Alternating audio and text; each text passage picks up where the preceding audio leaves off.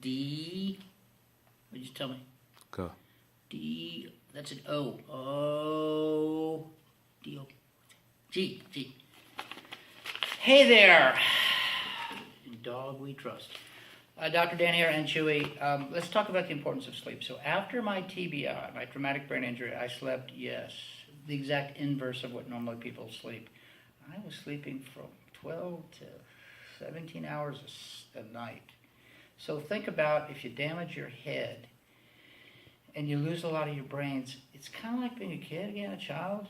You're having to rebuild your whole brain. So children sleep and infants sleep that long, which is a long, long time.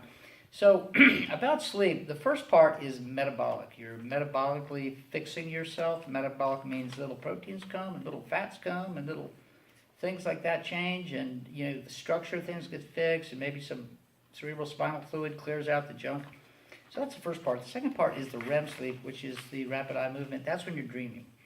And in general, it means that you're socially trying to figure out what happened. So with a major TBI like me, I was trying to figure out what happened the day before. What did social cues mean? What do words mean? A number of things.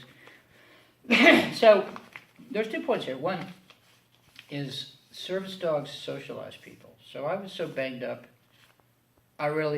people were not attracted to me and didn't want to talk to me and didn't want to interact with me. So how do I learn the language when I had lost my language abilities? Well, I trot my dog around, and though he is a seizure alert dog, everybody talks to my dog, and I end up going repeating what they say and memorizing it, which is a way of socialization. And then eventually I say, well, I'm not really dressed appropriately for this place, and I change the way I dress according to what I see on people. So that's important. So another thing about service dogs, those are really 2 points I wanted to make.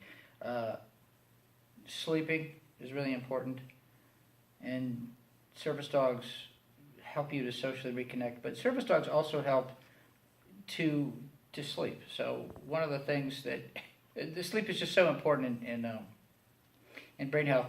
So one of the things my dog did for me was reset my pineal gland, which was all screwed up. It's the third eye chakra, and I couldn't tell night from day. And the dog knew that when the sun came up, he was going to be outside and taking a pee and getting me up. So he transitioned me from a nighttime existence to a daytime existence, which makes all the sense in the world because people are, quote, I won't say normal, but they're neurotypical in the morning. Okay, so those are the people you get up and you walk your dog and you go, oh, people are going to work, going to get their breakfasts, acting like normal people, and dressing well and doing whatever. Versus at nighttime, some of the activity that I was seeing was nefarious, which is a big word meaning not good, and probably not good to imitate. So let me boil all this down into saying another lesson about children's health and brain health is that I don't let my daughter sleep with her phone because pinging phones all night long take you out of REM and metabolic sleep. So, point number 1, traumatic brain injuries need to sleep just like infants that are growing their brain, especially if they're socially learning a lot of things, which service dogs do. So they have to be socialized, but also they tend to get, people with TBIs tend to get farther and farther away from the normal. And I was staying up all night because my brain just wasn't functioning. And so that's another good reason for a service dog. They get you up, they keep you in the sphere of normal people. And if you don't get too far away from normal people and neurotypical people, well, it's just easier to get, back into a job, into social interactions and all that stuff. So what do we say, Chewy? Exactly, which I'll translate now as, in dog we trust.